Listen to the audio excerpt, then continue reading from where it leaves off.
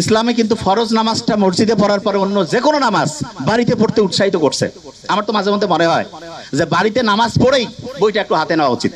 বইটা একটু হাতে নিলাম, নিয়ে একটু যদি পড়ি, ব্রেইনে আলফা ওয়েভ তৈরি হয়েছে। আচ্ছা, অনেকের মাথায় প্রশ্ন আসে যে ভাই নামাজ পড়লাম, ব্রেইনে আলফা ওয়েভ তৈরি হলো, কতক্ষণ থাকবে? এটা বোঝার একটা এক্সাম্পল দেই। ফ্যান একটা চলতেছে, যদি বন্ধ করি সাথে সাথে কি অফ হবে?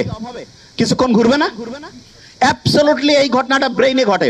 যখন আলফা ওয়েভ, নামাজ পড়লাম, নামাজের পরে যদি 20টা মিনিট পড়ি, 20টা মিনিট, 20 মিনিটে দেখবো অন্য সময়ের 1.5-2 ঘন্টার পড়া হয়ে গেছে। তাইলে আর্লি মর্নিং 4-5 ঘন্টা। আর প্রত্যেকবার নামাজ পড়ছি, নামাজ পড়ার পরে যদি 20 থেকে 25 মিনিট করে পড়ি, ইনশাআল্লাহ ব্রেইনে দেখবো 20 মিনিটে 2-2.5 ঘন্টার পড়া হয়ে যাবে। তার মানে বাকি টাইম অন্য যে কোনো কাজই করি না কেন, ইনশাআল্লাহ আমার পড়া, একাডেমিক, তারপরে অ্যাডমিশন যেই লেভেলে আমি পড়তে চাই, ইনশাআল্লাহ অসাধারণ প্রিপারেশন হয়ে যাবে।